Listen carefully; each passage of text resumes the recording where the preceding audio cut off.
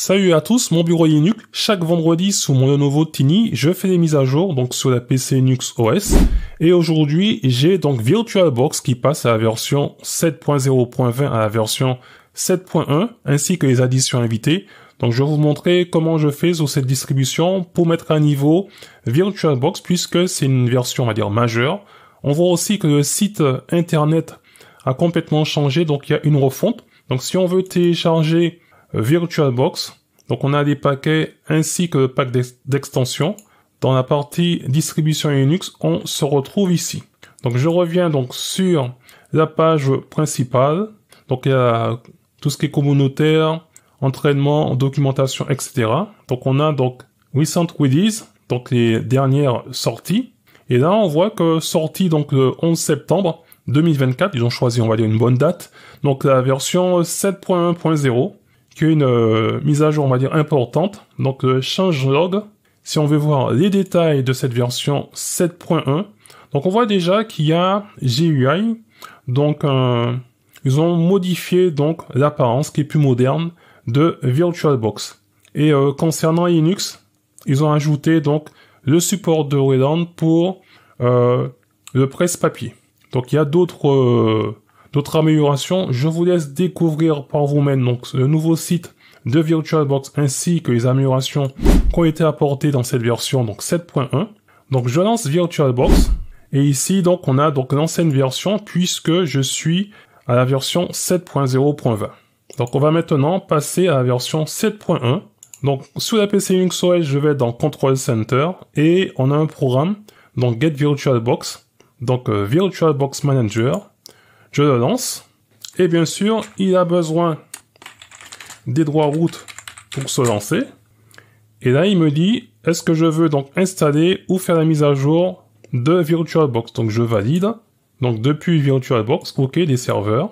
Et là, il va me télécharger donc la dernière version disponible de VirtualBox.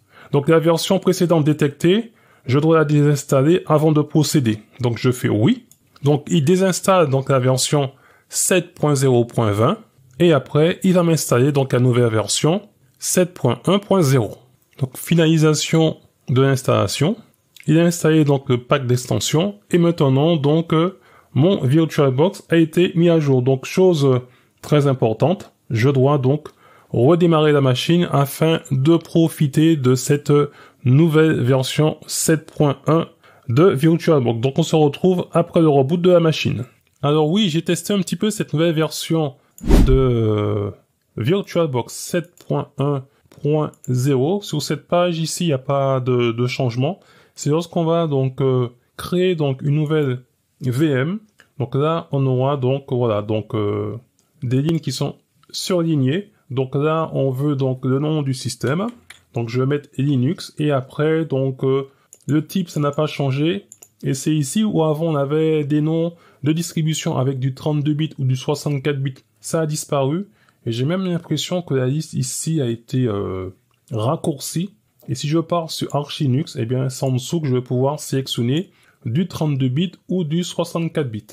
Donc pareil, si je prends par exemple Ubuntu, à vous de sélectionner dans la liste la version qui vous intéresse en 32 ou en 64 bits. Donc on va rester sur Ubuntu.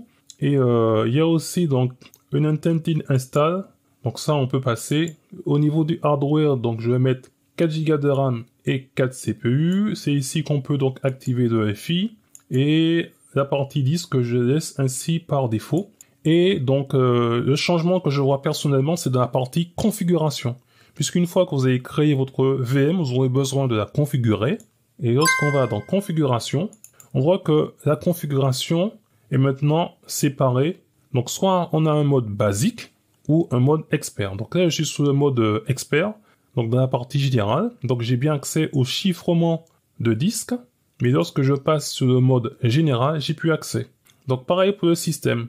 Mode basique, je passe sur le mode expert, et là j'ai accès donc à l'accélération.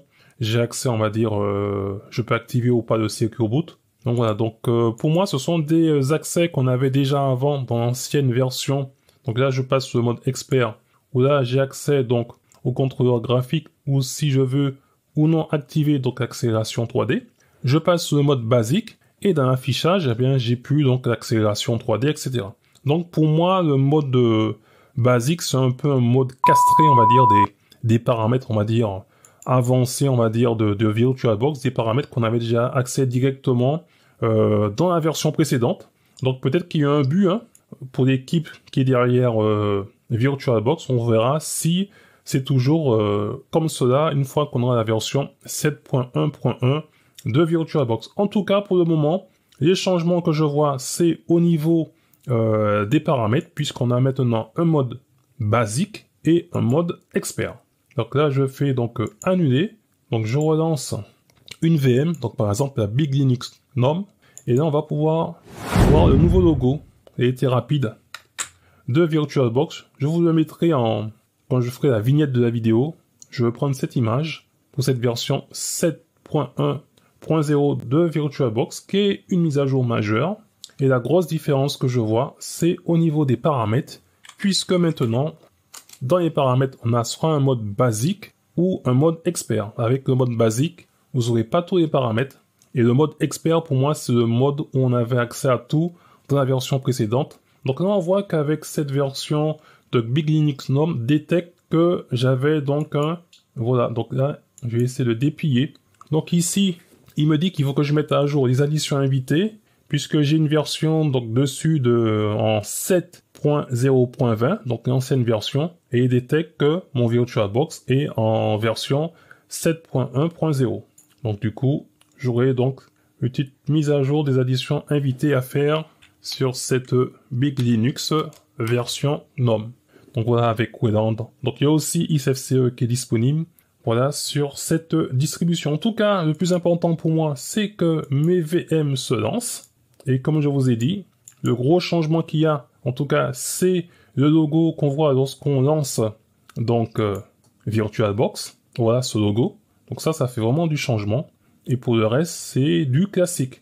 Et bien sur ce, je ne serai pas plus long. Si vous avez déjà testé cette nouvelle version de VirtualBox, dites-moi qu'est-ce que vous en pensez dans les commentaires de la vidéo. Je vous dis à très bientôt pour une prochaine vidéo. Et en attendant, gardez la forme et la santé. Bye bye.